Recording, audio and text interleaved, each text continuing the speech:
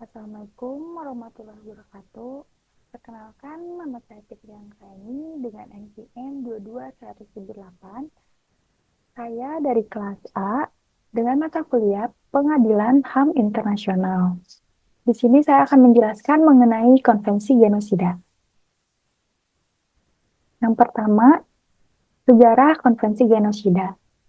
Convention of the Prevention and Punishment of the Crime of Genocide atau disebut dengan Konvensi Genosida adalah perjanjian internasional yang mengkriminalisasi genosida dan mewajibkan negara-negara pihak untuk mengupayakan penegakan larangannya itu. Pada awalnya, konvensi genosida dibentuk oleh anggota dari Perikatan Bangsa-Bangsa atau disebut dengan PBB pada tahun 1948. Dan konvensi genosida resmi diadopsi oleh Majelis Umum PBB pada tanggal 9 Desember 1948 dan mulai berlaku pada tanggal 12 Januari 1951. Sejarah konvensi genosida dimulai pada Resolusi 96 yang ke-1 tanggal 11 Desember 1946 yang dideklarasikan oleh Majelis Umum PBB. Dalam resolusi tersebut, Majelis Umum PBB dengan tegas menyebutkan genosida merupakan tindakan kejahatan menurut hukum internasional, bertentangan dengan semangat dan tujuan PBB dan dikutuk oleh dunia yang beradab. Resolusi konvensi genosida ini sempat disuarakan dalam konferensi perdamaian Paris pada tahun 1945, tetapi tidak berhasil diadopsi menjadi kekuatan hukum internasional yang sah. Hingga akhirnya pada tanggal 9 Desember 1948 di Paris, Prancis, konvensi genosida ini yang dirumuskan Raphael Lemkin berhasil diadopsi dengan suara bulat oleh Majelis Umum Perserikatan Bangsa-Bangsa atau disebut dengan PBB. Pada awalnya ada 41 negara yang menandatangani konvensi genosida hingga akhirnya resmi diberlakukannya pada tanggal 12 Januari 1951. Hingga kini, konvensi genosida sudah ditandatangani oleh 153 negara di dunia, termasuk 18 negara Afrika, 17 negara Asia, dan 6 negara Amerika. Konvensi ini juga diadopsi dalam Statuta Roma tentang Pengadilan Kriminal Internasional atau disebut dengan ICC pada tahun 1998. Lalu ada negara-negara yang penandatangan dan peratifikasi. Negara-negara pihak yang menandatangani dan meratifikasi konvensi genosida. Data terbaru yang diperoleh hingga bulan Juni 2024 yaitu sebanyak 153 negara dan negara-negara tersebut dari seluruh dunia. Negara-negara tersebut diantaranya dari benua Eropa seperti Belgia, Prancis, Jerman, dan Australia.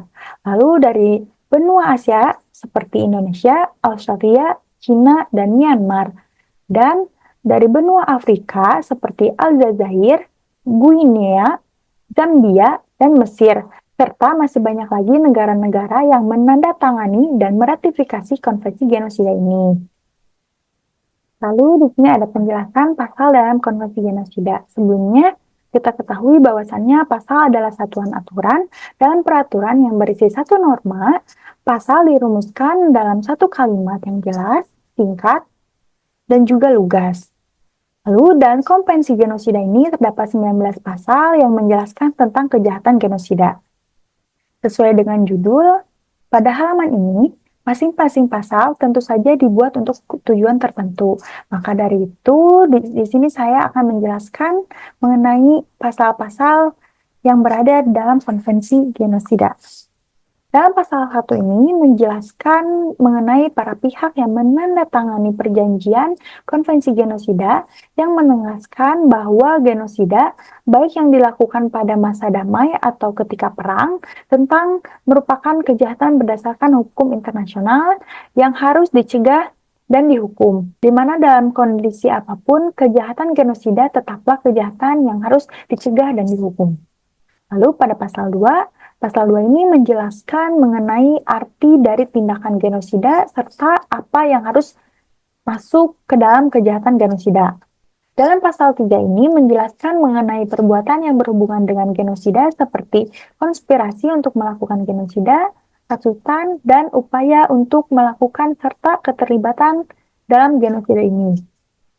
Untuk pasal 4, menjelaskan mengenai akibat yang didapat dari perbuatan pada pasal 3. Lalu, pasal 5 menjelaskan ketentuan dari hukuman yang akan dijatuhkan sesuai dengan konstitusi masing-masing dalam artian pelaku berasal dari mana, kemudian dijatuhkan hukuman sesuai hukum yang berlaku pada negara tersebut, serta menjelaskan hukuman yang didapat dari tindakan pasal 3. Untuk pasal 6, menjelaskan bahwa dalam mengadili tindakan yang disebut pada pasal 3 diharuskan oleh pengadilan yang berwenang dari negara di wilayah di mana tindakan tersebut terjadi. Untuk pasal 7, pasal ini menjelaskan bahwasannya genosida tidak termasuk dan tidak dianggap sebagai kejahatan politik untuk tujuan tertentu. Pada pasal 8 ini menjelaskan bahwa setiap pihak dapat meminta badan-badan dari PBB yang memiliki wewenang untuk mengambil tindakan berdasarkan piagam dari PBB jika terjadi tindakan yang disebutkan pada pasal 3. Lalu, penjelasan untuk pasal 9 menjelaskan mengenai tanggung jawab dari suatu negara atas terjadinya tindakan genosida atau tindakan yang disebutkan pada pasal 3 harus diserahkan terlebih dahulu kepada Mahkamah Internasional. Pada pasal 10 ini menjelaskan bahwa meskipun menggunakan bahasa yang berbeda dalam perbuatan naskah, tetapi tetap saja isinya sama dan mempunyai kekuatan hukum yang sama. Untuk pasal 11 menjelaskan kapan ditutup dan dibukanya akses dari konvensi genosida ini. Pada pasal 12 ini menjelaskan bahwa yang menjadi penanggung jawab apabila terjadi hubungan dari misalkan dua negara menandatangani yang memiliki tanggung jawab tersebut.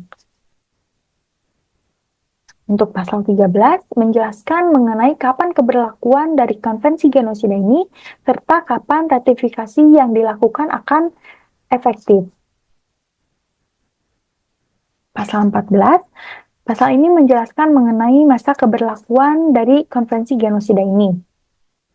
Untuk pasal 15 menjelaskan mengenai akibat dari pembatalan dan dampak kepada konvensi tersebut. Pasal 16 ini menjelaskan mengenai bahwa revisi mengenai isi dari perjanjian tersebut dapat diajukan.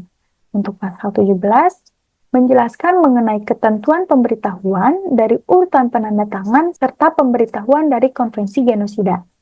Untuk pasal 18 menjelaskan mengenai di mana disimpannya hasil dari konvensi tersebut serta salinan yang disahkan sesuai pada pasal 11.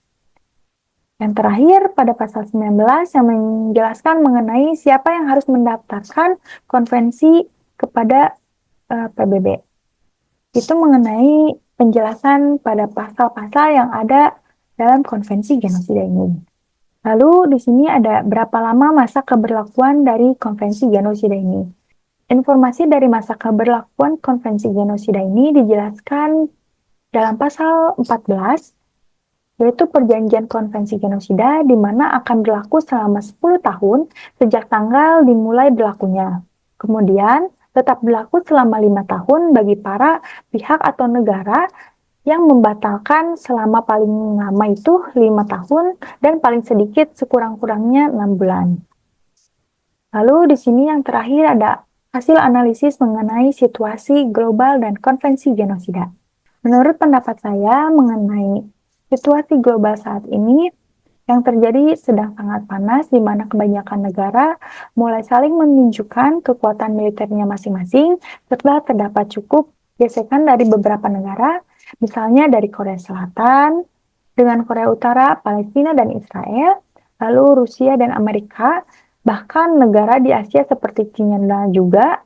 Belakangan ini terdapat indikasi bahwa mungkin akan terjadi perang dunia ketiga di mana pembantaian atau kejahatan genosida mungkin akan saja terjadi karena peperangan. Hal tersebut tidak bisa dipungkiri jika terjadi karena ketika berperang itu sendiri setiap negara pasti akan menunjukkan kekuatannya satu sama lain. Konvensi genosida sendiri di sini berperan sangat penting dalam mencegah dan mengatasi dari kejahatan genosida yang mungkin saja akan terjadi.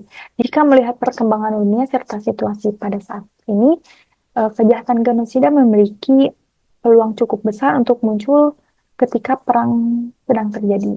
Contohnya, serangan dari Israel ke pusat medis atau rumah sakit yang berada di Palestina.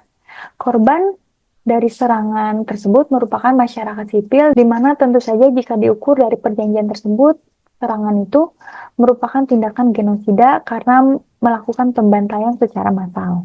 Konvensi tersebut dapat dikatakan menjadi banteng dari kejahatan genosida yang mungkin saja akan terjadi di masa yang akan datang karena sudah banyak negara-negara dari berbagai benua di seluruh dunia ini yang menandatangani perjanjian dari konvensi genosida tersebut. Perbuatan konvensi tersebut yang sudah dilakukan dari jauh-jauh hari, bahkan beberapa dekade sebelumnya memberikan dampak yang positif dalam melindungi negara-negara dari kejahatan yang tidak beradab tersebut. Mungkin sekian pemaparan mengenai konvensi genosida ini. Terima kasih.